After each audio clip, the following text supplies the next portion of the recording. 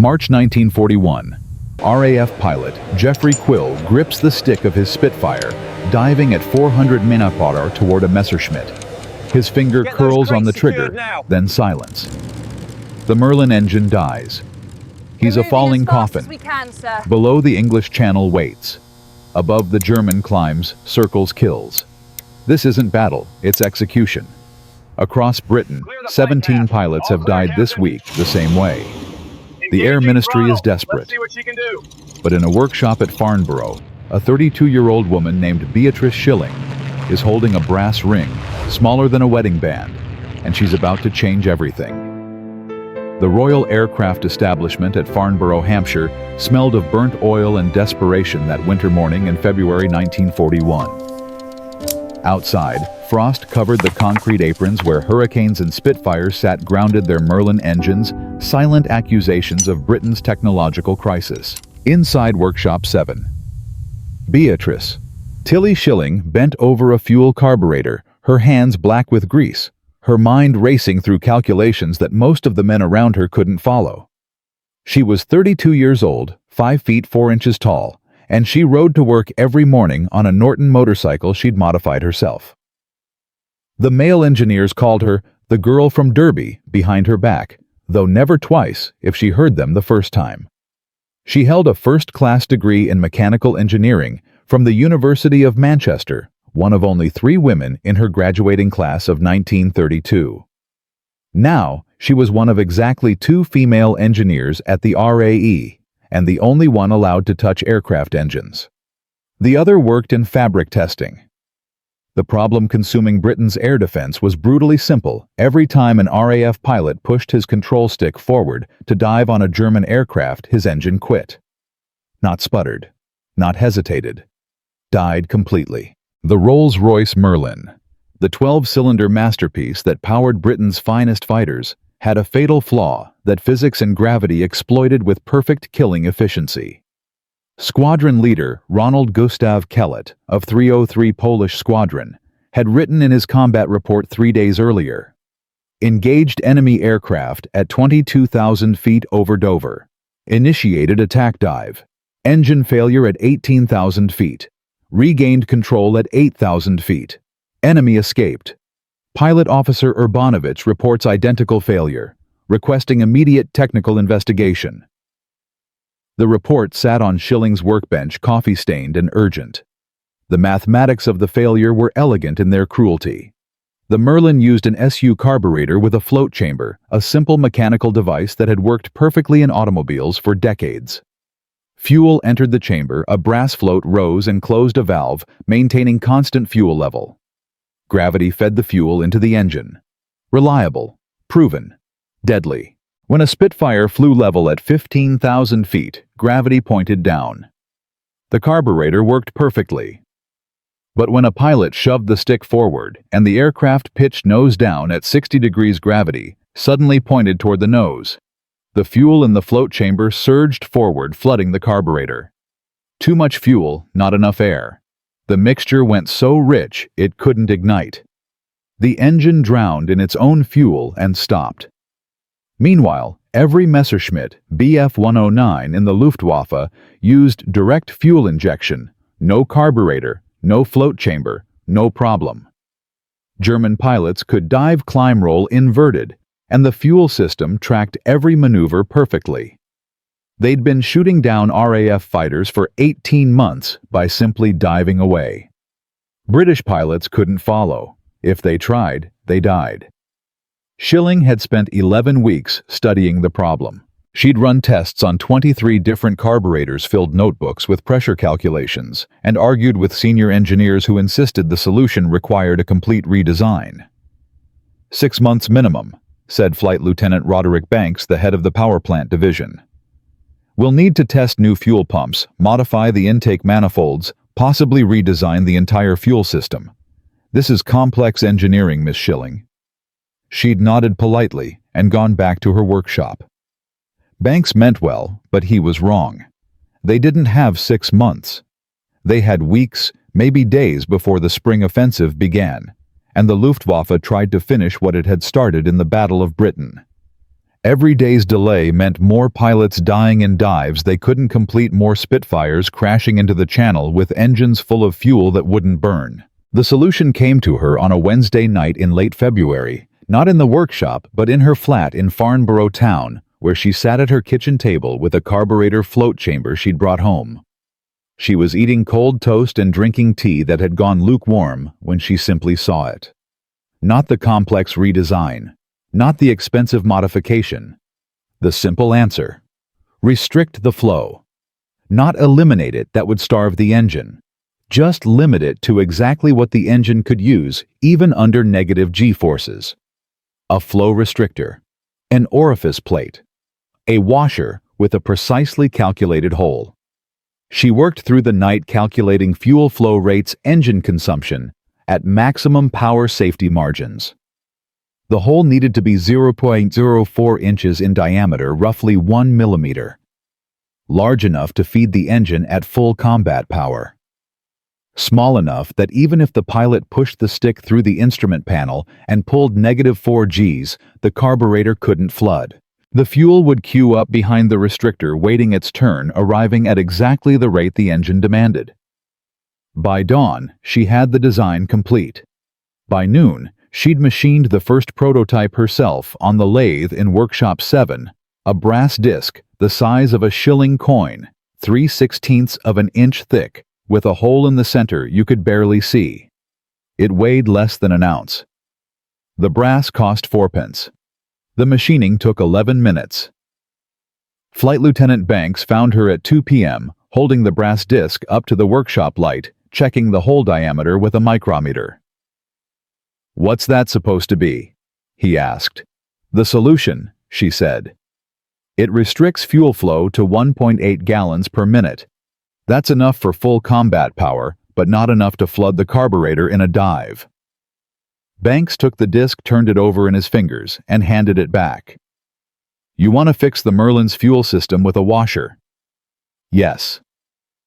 "That's absurd. The problem is fundamental. The float chamber design is fine," Shilling interrupted. "It just needs to work within the laws of physics instead of against them. This will work." "You can't possibly know that." "I can calculate it. I have calculated it. The math is sound." Banks looked at her for a long moment. She could see him weighing decades of engineering orthodoxy against the impossible pressure of the war situation. Finally, he said, "Even if you're right, and I'm not saying you are getting approval to modify operational aircraft would take months. Air Ministry procedures require full testing protocols, certification boards, manufacturer approval. Rolls-Royce would have to validate the modification. The Air Council would need to authorize installation. You're talking about altering the fuel system of every frontline fighter in the RAF." "I'm talking about keeping them from falling out of the sky," Shilling said quietly. "The procedures can follow. Right now, I need 1 aircraft and 1 pilot willing to try." She found both the next morning at RAF Tangmere in West Sussex, 60 miles south. Squadron leader Hugh Dundas of 616 Squadron had lost 2 pilots to dive-induced engine failure in the past week. When Shilling arrived on her Norton motorcycle carrying the brass disc in a leather tool bag, Dundas met her at the dispersal hut with barely concealed skepticism. "The Air Ministry sent a woman to fix our Spitfires." "The Air Ministry didn't send me," Shilling said. "I came myself. I'm going to modify one of your aircraft. If it works, I'll modify the rest. If it doesn't work, you can file a complaint, and I'll be dismissed. But we're going to find out today." She walked past him to the nearest Spitfire P7350 she noted from the fuselage code and climbed onto the wing. The engine cowling came off with practiced efficiency. 17 minutes later, she had the carburetor fuel line disconnected, the brass restrictor installed between the line and the carburetor inlet, and the cowling back in place. She torqued every fastener to specification and signed off on the modification in her notebook. "It's ready," she told Dundas. "You want me to test fly a modified combat aircraft with no ground testing?" "Yes. Take it to 20,000 feet and dive at full power. If the engine quits, you'll have plenty of altitude to restart it. If it doesn't quit, you'll know it works." Dundas stared at her, then at the Spitfire, then back at her. "You're completely serious." 17 pilots are dead, squadron leader. I'm very serious." He climbed into the cockpit. The Merlin started with its usual smooth roar. Dundas taxied out, took off, and climbed into the February sky, while Shilling stood on the concrete apron, arms crossed, watching him shrink to a speck at altitude. Around her, ground crew and pilots gathered, word having spread that something unusual was happening. At 20,000 feet, Dundas rolled inverted and pulled the stick back, pushing the nose down into a 70-degree dive. The Merlin howled. The Spitfire accelerated through 300 knots, 350 knots, 400. Dundas watched the instruments. The tachometer held steady at 3,000 RPM. The oil pressure stayed in the green. The fuel pressure normal. The engine didn't miss a beat. He pulled out at 5,000 feet, climbed back up and did it again. Same result. Then a third dive, this one steeper, pulling -3 Gs. The Merlin screamed like it was angry and didn't stop screaming. Dundas started laughing inside his oxygen mask. He landed 12 minutes later, taxied to dispersal, and shut down the engine. By the time he climbed out, he was grinning. "It's the best that Merlin's ever run," he told Shilling. "It didn't hiccup once. What did you do?" She showed him the brass disc. He held it up, looked through the tiny hole at the sky, and said quietly, "This is going to change everything." By nightfall, word had reached Fighter Command headquarters. By the next morning, Shilling had authorization not from the Air Ministry's formal certification process, but from Air Chief Marshal Sir Hugh Dowding himself, who had commanded during the Battle of Britain and knew exactly what engine failure in combat meant. His message was one sentence: install immediately on all operational fighters. Formal approval to follow. But even as the authorization arrived, Shilling knew the real battle was just beginning. Britain had over 2,000 fighters in operational squadrons scattered across dozens of airfields from Scotland to Cornwall. Every single carburetor needed the modification. And it had to happen before the Luftwaffe's spring offensive began, which intelligence estimated was weeks away. She stood in her workshop that evening, looking at the brass disc on her workbench. 50 pence worth of brass. 11 minutes of machining time. 11 weeks of calculation to find it. And now she had to convince an entire Air Force to trust a solution that fit in the palm of her hand. Outside, the winter darkness gathered over Farnborough. Somewhere over the channel, German pilots were already planning tomorrow's raids, confident that diving away from RAF fighters was as reliable as gravity. They had no idea that the rules of aerial combat were about to change, not because of a new aircraft or a more powerful engine, but because one woman had refused to accept that complex problems always required complex solutions. The morning of March 3, 1941. Shilling woke at 4:47 a.m. to the sound of her alarm clock and immediate dread. She had 14 days. Intelligence reports crossing Dowding's desk showed Luftwaffe squadrons massing in northern France. Jagdgeschwader 2, JG-26, JG-51. All re-equipped, all waiting for weather that would let them resume what they'd started 9 months ago.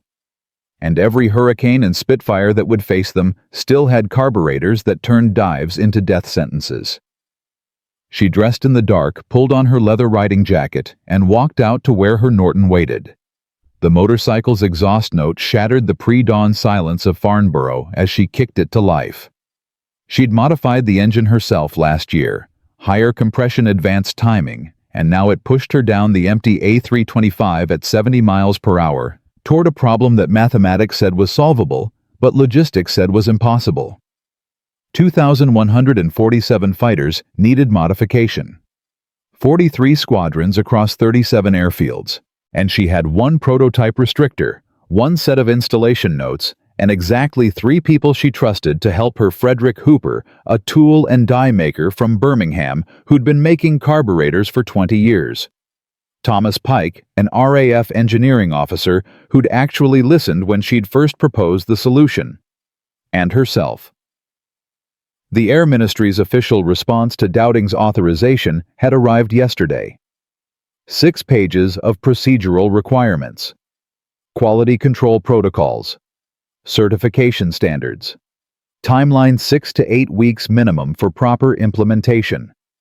She'd read it once, filed it in her workshop's waste bin, and started making phone calls. At RAF Tangmere Squadron Leader Dundas was already pulling together every mechanic in 6116 Squadron when she arrived at 6:15 a.m. The brass restrictors she'd stayed up until 2 a.m. manufacturing 40 of them were laid out on a workbench like surgical instruments. 12 ground crew stood around them, tired men in oil-stained coveralls who'd been maintaining Spitfires since before the war. "Gentlemen," Shilling said without preamble, "I'm going to show you this once. Watch carefully. Your pilots' lives depend on you getting it right." She selected a restrictor, held it up between thumb and forefinger. "This goes here." She pointed to a Hurricane's fuel line connection. "Not here, not here, not anywhere else. Here." The hole faces toward the carburetor. The flat side seats against the fuel line. You torque the connection to 45 foot-pounds. Not 40, not 50. 45. If you under-torque it, fuel leaks. If you over-torque it, you crack the fitting and fuel leaks and the aircraft burns. Questions? A corporal raised his hand. "Ma'am, begging your pardon, but how do we know this won't make things worse?" "Because Squadron Leader Dundas test flew it yesterday and he's still alive," Dundas called from across the hangar. "And because if we don't do this the next time you see a Messerschmitt in a dive, you'll watch your mates fall out of the sky trying to follow it. Install them." The modification took 17 minutes per aircraft when done carefully. By noon, 616 Squadron's entire complement of Spitfires was complete. By 4 p.m., word had spread to 3 adjacent squadrons, and Shilling was teaching the procedure to ground crew. She'd never met men who looked at her like she was either a genius or insane, and hadn't decided which. Flight Lieutenant James "Ginger" Lacey of 501 Squadron cornered her at the fuel bowser. He was 23 years old and had shot down 18 German aircraft, and his hands shook slightly when he wasn't flying. "Miss Shilling, I need to understand something. This works because it limits fuel flow, yes, yes. So what happens at full combat power? What if we need emergency boost?" She met his eyes. At full combat power with maximum boost, the Merlin consumes 1.6 gallons per minute. The restrictor passes 1.8. You have a 20% safety margin. You'll have every bit of power you've ever had, Flight Lieutenant. You just won't lose it in a dive. Lacey nodded slowly. "How many can you make?" "I've made 60. I can make 20 more tonight. I'll fly with it tomorrow. If I'm satisfied, I'll personally call every squadron commander I know and tell them to install it immediately." He flew at dawn the next morning, March 4th, and when he landed, he didn't speak to Shilling. He walked straight to the dispersal hut's telephone and started dialing. By sunset, she had requests from 7 more squadrons. The problem was manufacturing. Each restrictor had to be machined to precise tolerances. The hole diameter was critical too large, and it wouldn't prevent flooding too small, and it would starve the engine. She needed 0.040 inches plus or minus 0.002. That required skilled machinists, precision equipment, and time she didn't have. Frederick Hooper solved it on March 6th.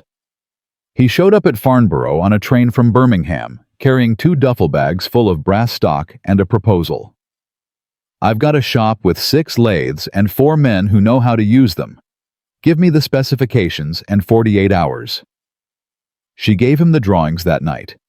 He was back on March 8th with 400 restrictors in wooden crates, each one individually measured and marked with its exact dimensions. "We can do 800 more by Monday," he said. "After that, I'll need more brass." The brass came from an unexpected source.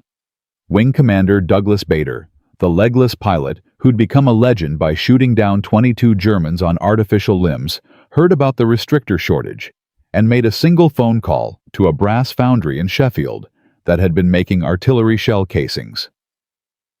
The foundry owner was a man named Robert Hadfield, whose son had died flying Hurricanes in 1940. Hadfield diverted an entire production line to cutting brass discs. "How many do you need?" he asked Shilling on the telephone. 2,000 minimum, 3,000 to be safe. You'll have 4,000 by Friday. No charge. The installation teams were the harder problem. Each squadron had perhaps 8 qualified mechanics. Each modification took 17 minutes with trained hands, longer with untrained ones. And the aircraft couldn't stop flying combat operations while the work happened. Pilots were dying every day, 3 more on March 9th alone, all from dive-induced engine failure while she raced against logistics and physics and the Luftwaffe's spring schedule. Thomas Pike, the RAF engineering officer, proposed the solution on March 10th. "We create mobile installation teams, 20 mechanics per team fully equipped. They deploy to a station, work around the clock, complete every aircraft, and move to the next station. We do this in waves. Priority to frontline squadrons, first training units, second." "How many teams?" Shilling asked. 4. We can have them operational in 3 days. "Make it 6 teams. I want this done in 10 days, not 3 weeks. Pike stared at her. 6 teams is 120 mechanics.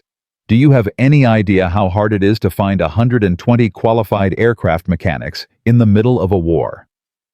Do you have any idea how hard it is to watch pilots die from a problem you've already solved?"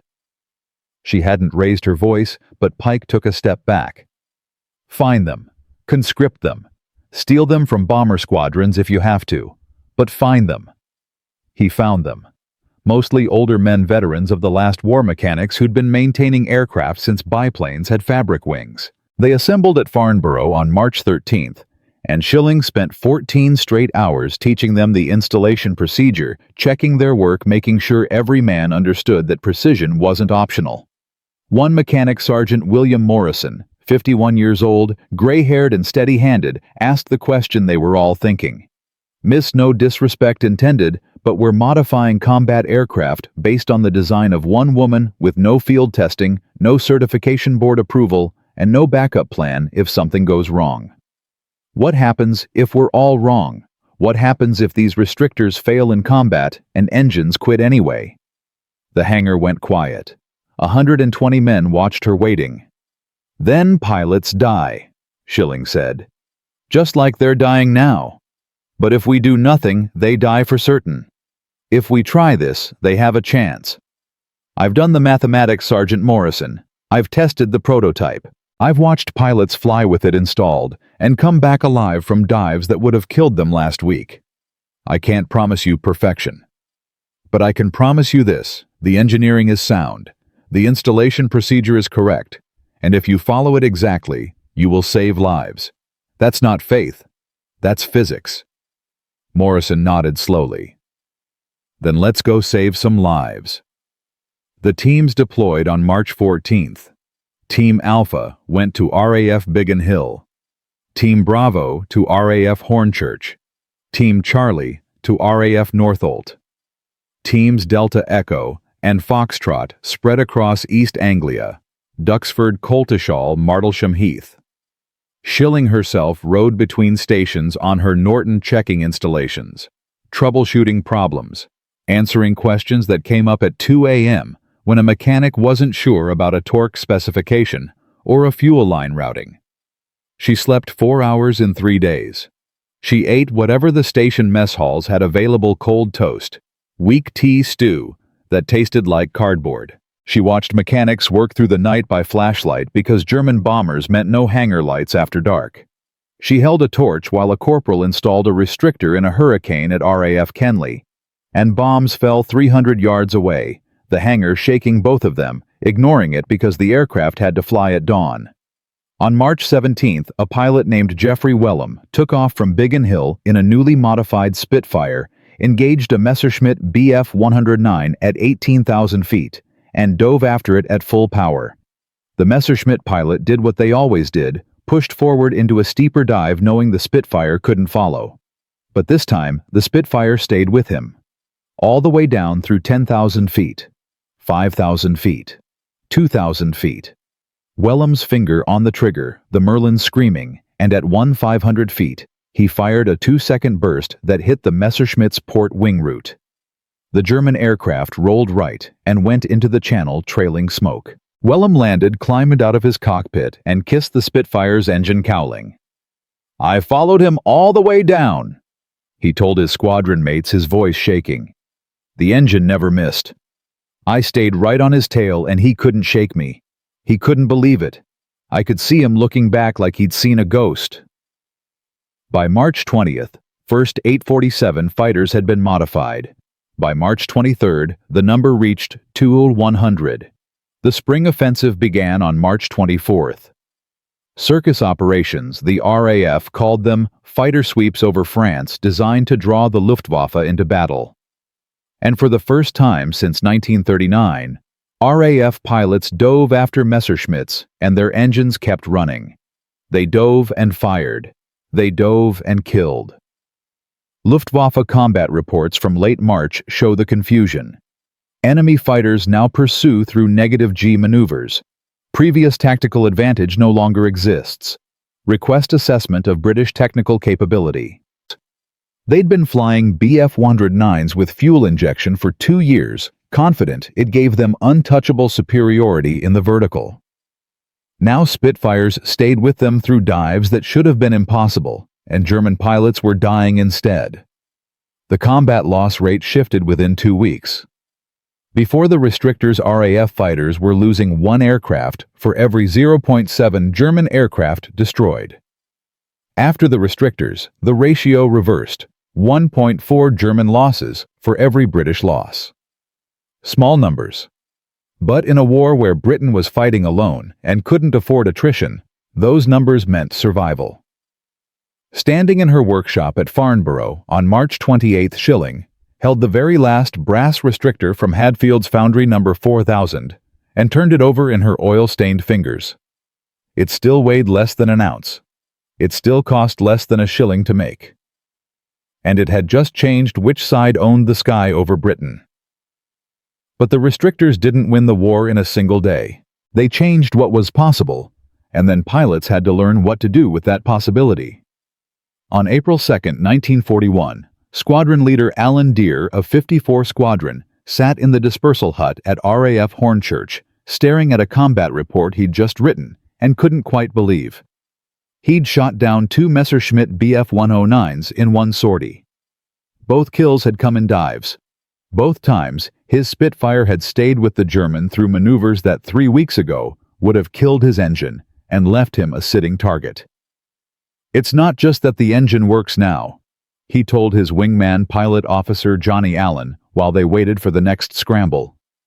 "It's that they don't know it works. They still think they can dive away. So they dive and we follow, and they look back expecting us to be gone and we're right there. You can see them panic. They don't have a backup plan because they've never needed one." Allen, who was 19 years old and had been flying Spitfires for exactly 6 weeks, said quietly, "How long until they figure it out?" "Not long enough," Deere said. He was right. Luftwaffe intelligence identified the modification on April 8th.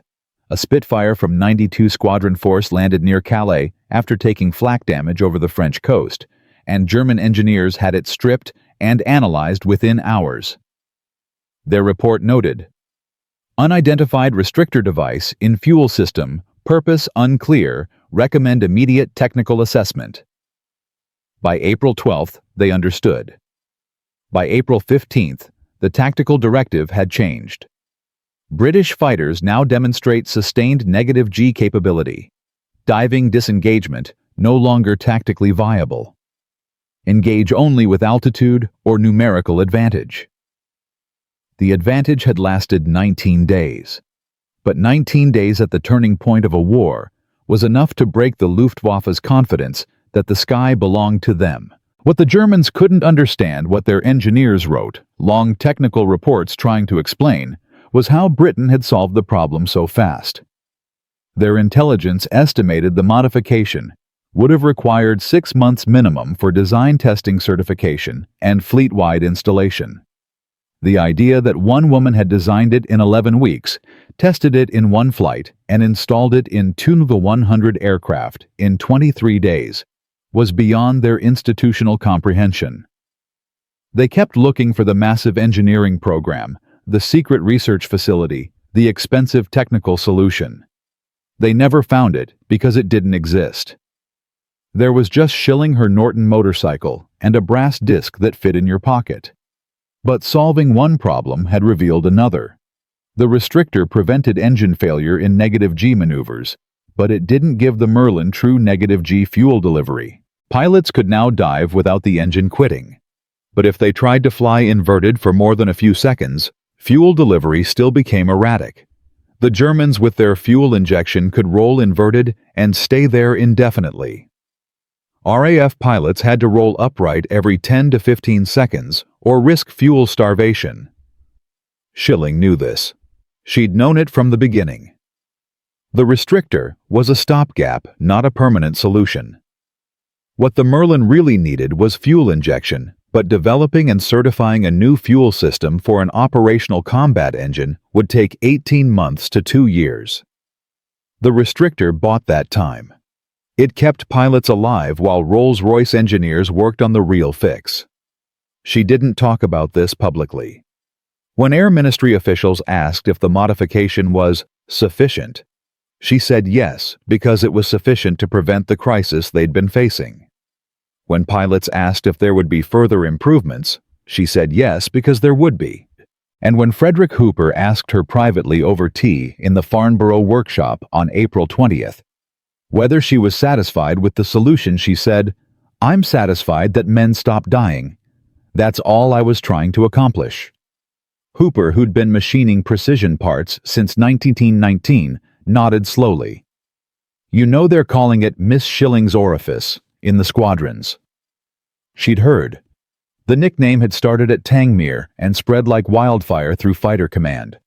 Half joke, half respect, entirely unofficial. Some pilots thought it was hilarious. Some thought it was inappropriate. None of them questioned whether the modification worked. "I've been called worse things," Shilling said. "The point is, they remember your name," Hooper said. "Every pilot who pushes his stick forward and his engine keeps running, he knows who to thank. That matters." It mattered to the pilots. It didn't matter to the Air Ministry. On April 25th, she received formal notification that Rolls-Royce had completed its official evaluation of the restrictor modification and recommended full fleet adoption with minor procedural modifications. The letter thanked her for her preliminary field research and noted that engineering staff at Rolls-Royce Derby have now optimized the design for production implementation. They'd changed the brass alloy specification and adjusted the hole diameter by 0.001 inches. The modifications made no practical difference to performance, but it let them put Rolls-Royce's name on the technical drawings instead of hers. Squadron leader Dundas, who'd test-flown the original prototype, heard about this and showed up at Farnborough unannounced. He found Shilling in Workshop 7 at 11 p.m. working on carburetor modifications for the Merlin 45 engine. "I need to tell you something," he said without preamble. "What they're doing is wrong. You designed this, you tested it, you installed it, and they're erasing you from the record." Shilling didn't look up from the carburetor. "The record doesn't matter. The result matters. Pilots are alive who would be dead. That's the only measurement I care about. You should care about credit. You should care about recognition. You've saved hundreds of lives. And I'll save hundreds more if I stay focused on the work instead of fighting about who gets their name on a plaque." She set down her tools and met his eyes. "I appreciate your outrage, squadron leader. But I didn't do this for recognition. I did it because watching pilots die from a solvable problem was intolerable. The problem is solved. That's enough." Dundas looked at her for a long moment. "You're a better person than most of the men giving orders in this war. I'm a person who can do mathematics and use a lathe. That's all. Now, if you'll excuse me, the Merlin 45 has a fuel vaporization issue at high altitude that's causing engine roughness over 28,000 feet, and I'd like to solve that before summer." She solved it by June. The fix involved redesigning the carburetor's choke mechanism and required testing at altitude, which meant flying an unpressurized test aircraft at 30,000 feet in conditions that left her hypoxic and vomiting. She did it anyway. The modification went into production in July and eliminated 90% of high-altitude engine roughness complaints. But what she couldn't fix was the toll the work took on her. By August 1941, she'd been working 80-hour weeks for nearly a year. She'd lost 14 pounds. She slept 4 to 5 hours a night, usually in a cot in the workshop, because going home meant wasting time commuting.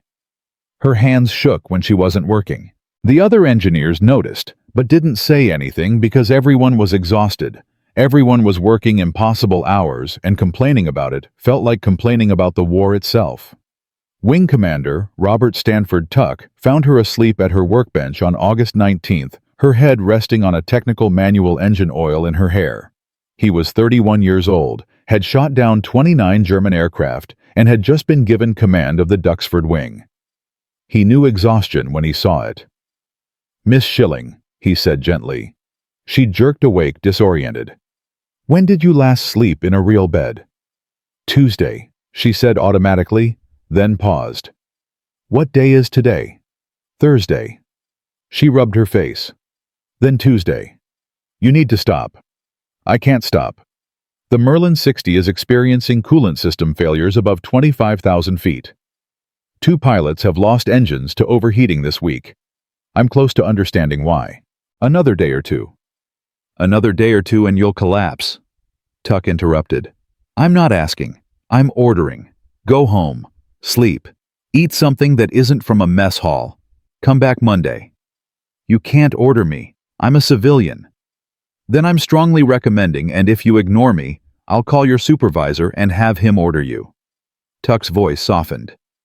"You've done more for this Air Force than half the officers at High Wycombe, but you can't save everyone if you kill yourself trying. Go home." She went home. She slept for 16 hours straight. When she woke up on Friday afternoon, she made tea and sat in her flat staring at the wall, trying to remember what people did when they weren't working. The silence felt wrong. She kept waiting for the phone to ring, for someone to arrive with an emergency that needed solving for the next crisis that would kill pilots if she didn't figure out the answer. The phone didn't ring. Saturday passed. Sunday passed. She read a novel, the first one she'd read since 1939, and couldn't follow the plot because her mind kept drifting to thermodynamic calculations. On Monday morning, she rode back to Farnborough at 5 a.m., walked into Workshop 7, and found a note on her workbench from Flight Lieutenant Thomas Pike. "Coolant issue solved. Faulty thermostat batch from supplier. All affected engines replaced. No further failures.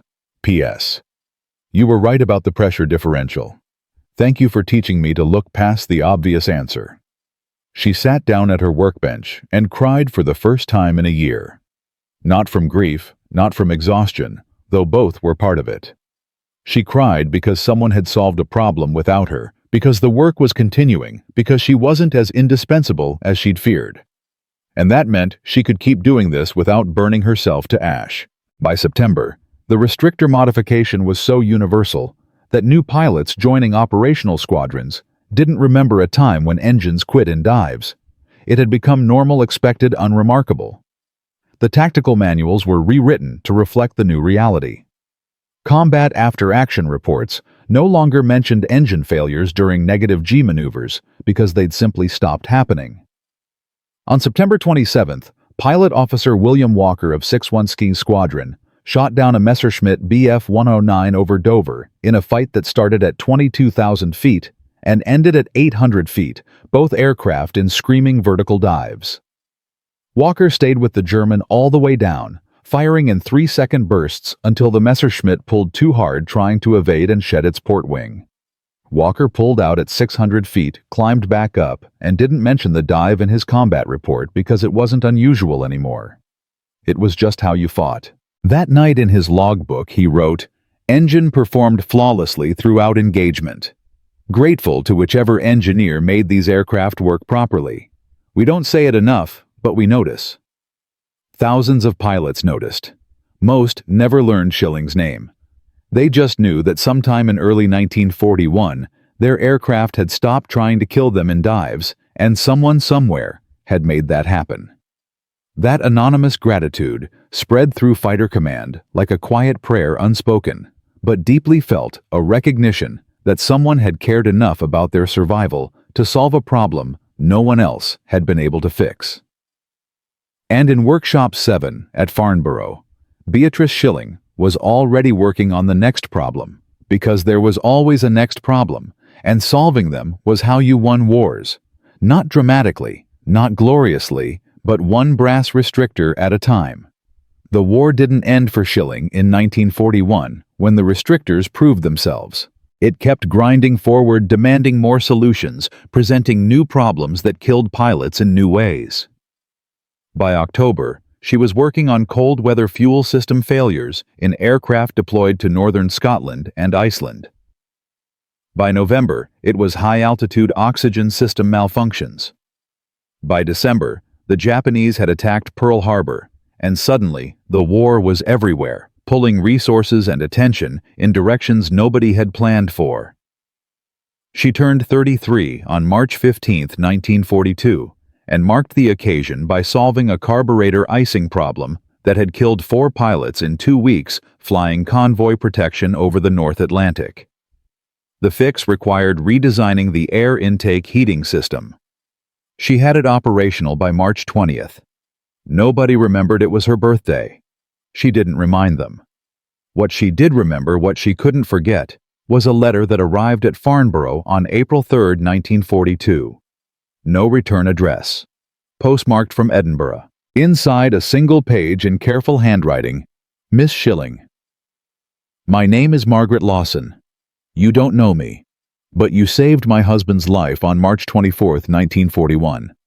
He was flying Hurricanes with 87 Squadron when your modification was installed. He told me later that he dove after a German fighter that day, and for the first time his engine didn't quit, and he shot the German down, and he came home. We have a son now, born January 12th. We named him Thomas.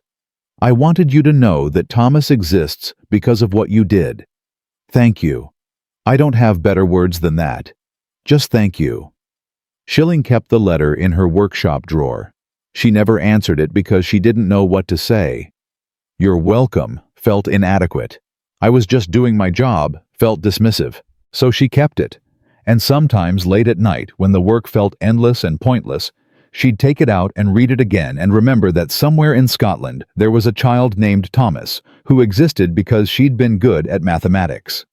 By summer 1942, the focus shifted from fixing existing engines to preparing for new ones. Rolls-Royce was developing the Merlin 60 series with 2-stage supercharging for high-altitude performance. The new engines would power Spitfire Mark 9s designed to counter the Focke-Wulf Bf-109, which had been outperforming earlier Spitfires since its combat debut. Shilling was assigned to the fuel system integration team. The work was technically demanding and politically exhausting, because now she was dealing with Rolls-Royce engineers who resented Air Ministry civilians interfering with their engines. The lead engineer at Rolls-Royce Derby, a man named Ernest Hives, called her into his office on June 18, 1942. Miss Shilling, he said, not offering her a seat. I understand you've been making modification recommendations for the Merlin 60 fuel system. Yes, the carburetor float chamber design has stability issues at high boost pressures. I've proposed a revised dampening system that... I'm aware of your proposal. I'm telling you it's unnecessary. Our engineers have the fuel system well in hand. Your contributions were valuable during the emergency period last year, but we're now in normal development cycle, which means proper procedures and institutional oversight. I need you to understand that going forward, modification recommendations should go through official channels, not directly to test pilots or squadron mechanics. Shilling looked at him for 3 seconds. Are you telling me I can't talk to pilots about engine problems? I'm telling you there's a proper chain of command for technical modifications, and as a civilian contractor you're expected to work within that chain. The proper chain of command last year would have taken 6 months to approve the restrictor modification. In that time, hundreds of pilots would have died. I didn't work within the chain of command then, and I won't start now if it means people die waiting for paperwork. Hives's face darkened. That's an extremely inappropriate. What's inappropriate, Shilling interrupted, is prioritizing institutional pride over operational necessity. Your engineers are excellent, but they're not flying these aircraft in combat. I talk to pilots because pilots tell me what's actually wrong, not what the technical specifications say should be wrong. And if that bothers you, Mr. Hives, I'd suggest you ask yourself whether you care more about proper procedures or about keeping aircraft operational. She walked out before he could respond. It cost her. 2 weeks later, her access to Rolls-Royce facilities at Derby was quietly restricted. She could no longer walk into the engineering sections unescorted.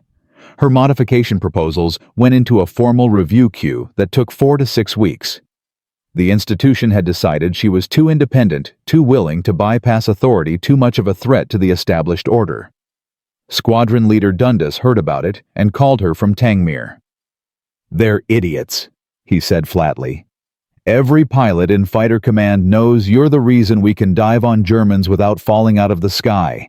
The engineers at Derby can be as offended as they like. The men flying the aircraft trust you more than they trust Rolls-Royce.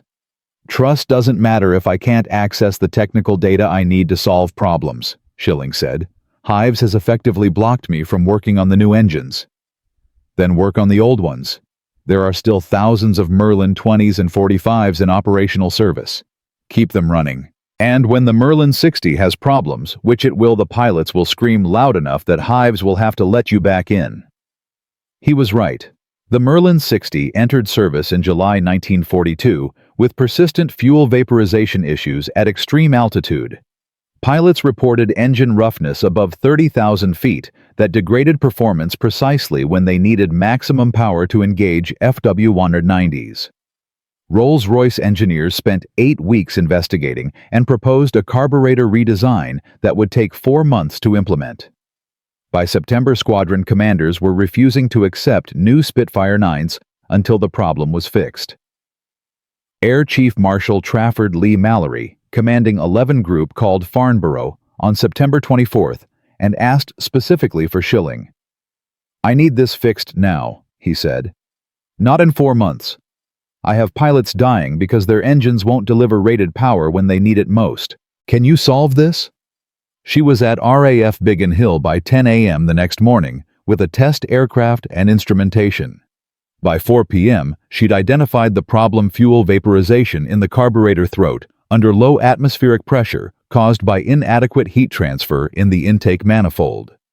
By September 28th, she had a solution-modified intake heating with revised airflow patterns. The fix could be installed in the field in 45 minutes per aircraft. It went into implementation on October 1st.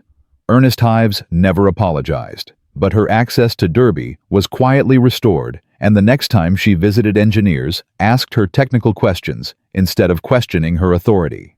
It was the closest thing to an apology she'd get from Rolls-Royce, and she accepted it because the work mattered more than the recognition. By 1943, the restrictor had become so standard that American-built aircraft were being manufactured with similar devices already installed. Republic P-47. Thunderbolts and North American P-51 Mustangs arriving in Britain had fuel flow restrictors built into their carburetors. American engineers studying the RAF's modification had understood its value and incorporated it into their designs. Shilling found out about this secondhand from a USAAF engineering officer who mentioned it casually during a technical meeting at High Wycombe. "Your restrictor design," he said. "Yeah, we've been putting those in Thunderbolts since December. Figured if it worked for Spitfires, it'd work for us. Saved us about 6 months of development time. We were chasing a similar problem with the R2800 engine. Your solution translated perfectly." She asked if Republic Aviation had credited the original design. The officer looked uncomfortable. "I don't think so. The engineering spec just calls it a fuel flow restrictor standard pattern. I didn't know it was your design specifically." Another piece of her work disappearing into institutional memory, becoming just standard practice, without anyone remembering where it came from. She'd stopped fighting these battles.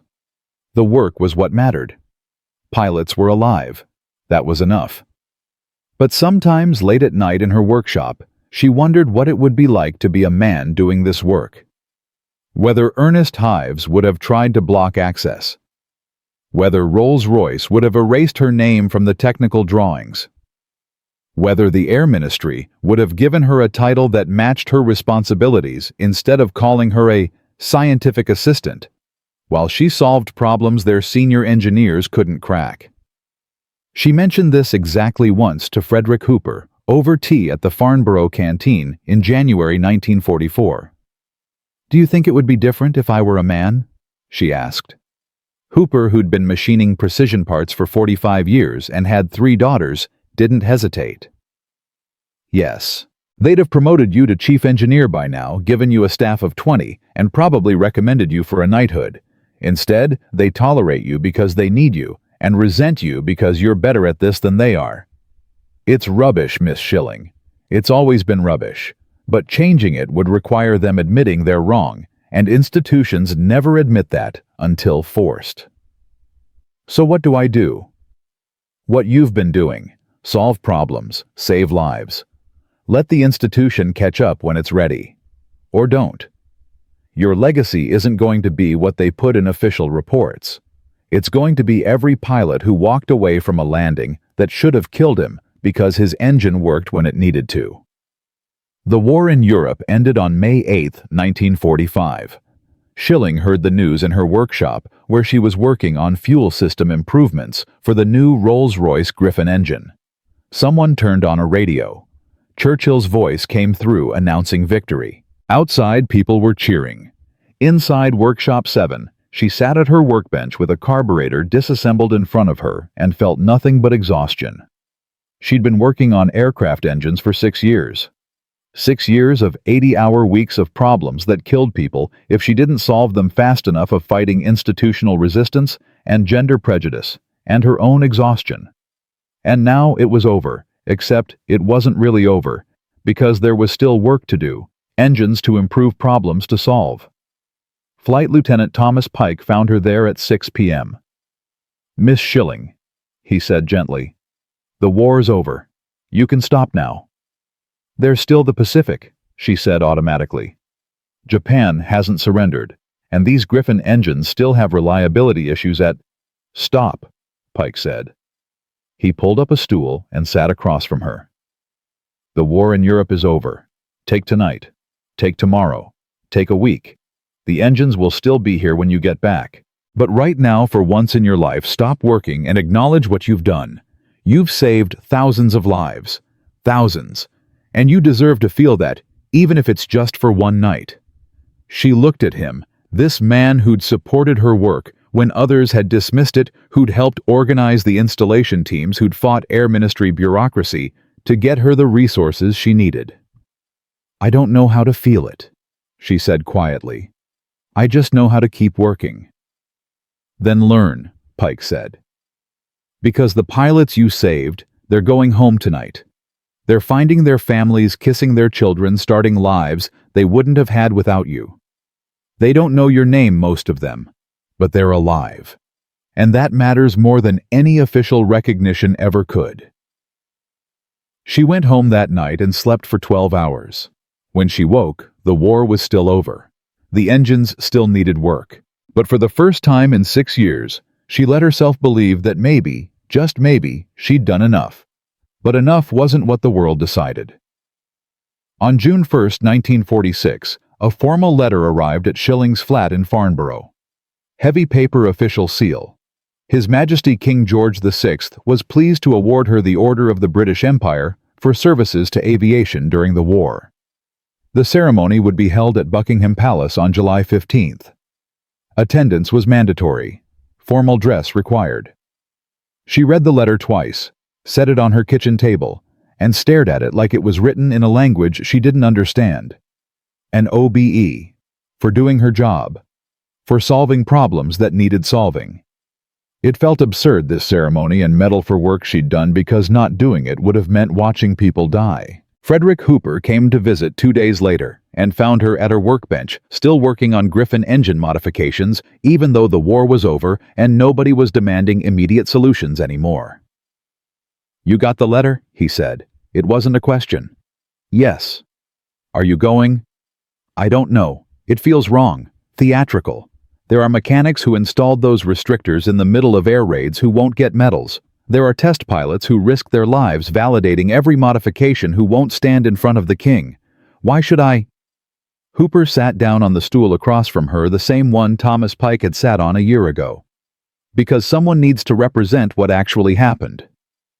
If you don't go, the official history will be that Rolls-Royce solved the carburetor problem through institutional excellence and proper engineering procedures.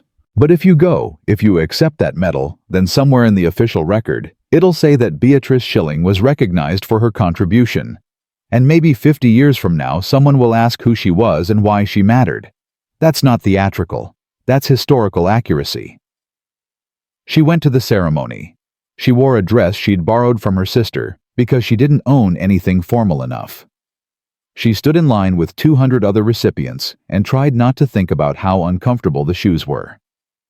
When her name was called, Miss Beatrice Shilling, for services to aviation engineering, she walked forward, stood before the king, and accepted the medal, while photographers took pictures she'd never see published, because the newspapers were more interested in the military officers and politicians being honored the same day. The king shook her hand. "I'm told you saved a great many pilots, Miss Shilling." "I solved an engineering problem, Your Majesty. The pilots saved themselves." He smiled slightly. "I suspect they would disagree. Thank you for your service." The whole ceremony lasted 4 minutes. Afterward, she took the train back to Farnborough, changed out of the borrowed dress, and went back to her workshop. The medal went in a drawer. She never displayed it. When people asked about it later, she'd say, "I have it somewhere," and change the subject. What she didn't say, what she never told anyone, was that the ceremony had made her angry.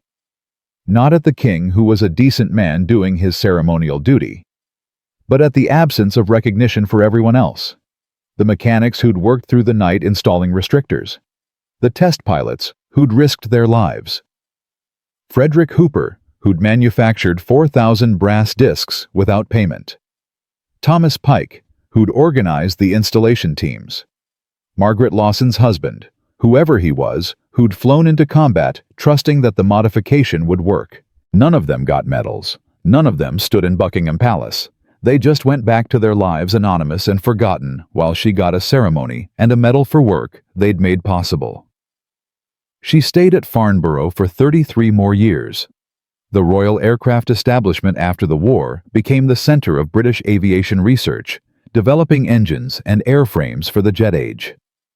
Shilling transitioned from piston engines to turbojets, solving new problems in new propulsion systems that made the Merlin obsolete within a decade. She worked on the Rolls-Royce Avon, the de Havilland Ghost, the Armstrong Siddeley Sapphire. Each engine presented unique challenges. Each one she approached the same way: understand the physics, identify the failure mode, design the simplest solution that would work reliably under operational conditions. In 1948, a young engineer named Frank Whittle visited Farnborough to consult on turbojet fuel systems. He was the father of British jet propulsion, the man who'd invented the turbojet engine, and he specifically asked to meet Shilling. They spent 4 hours discussing fuel injection systems and combustion chamber design. At the end, Whittle said, "I heard what you did with the Merlin restrictor. That was brilliant engineering. Simple, elegant, and it worked immediately. That's rarer than you'd think." "It was obvious once I stopped looking for a complex solution," Shilling said. "Nothing is obvious until someone sees it. That's the definition of innovation. Most engineers, myself included, we want our solutions to be as impressive as the problems. We want complexity that matches the difficulty. But you went the other direction. You found the simple answer. That takes a different kind of courage." She thought about that conversation for years afterward. Courage. She'd never considered it courage. It had just been necessity and physics, and a refusal to accept that the problem was unsolvable. But maybe Whittle was right. Maybe there was courage in trusting simplicity when everyone around you insisted the answer had to be complicated. By the 1960s, piston engines were museum pieces, and Shilling's work had shifted entirely to jet propulsion and rocket engines. She worked on fuel systems for the Blue Streak missile program, contributed to early satellite launcher designs, and consulted on high-altitude research aircraft. The technical challenges were fascinating, but they lacked the urgency of wartime work. Nobody was dying if she didn't solve a problem by Tuesday. Projects could take years. Failures meant delays and budget overruns, not pilots falling into the channel. She missed the urgency. She'd never admit it to anyone. Barely admitted it to herself, but some part of her had thrived under the pressure of wartime engineering when every solution mattered immediately and demonstrably. Peacetime research was important, but abstract. You designed a fuel injector, tested it, refined it, and 5 years later it might fly in an aircraft. The feedback loop was so long you never saw the direct result of your work. In 1969, a documentary filmmaker named Michael Darlow came to Farnborough researching a film about the Battle of Britain. He'd interviewed dozens of pilots, read combat reports, and kept finding references to Miss Shilling's Orifice in squadron records. He tracked her down and asked for an interview. She refused. He persisted.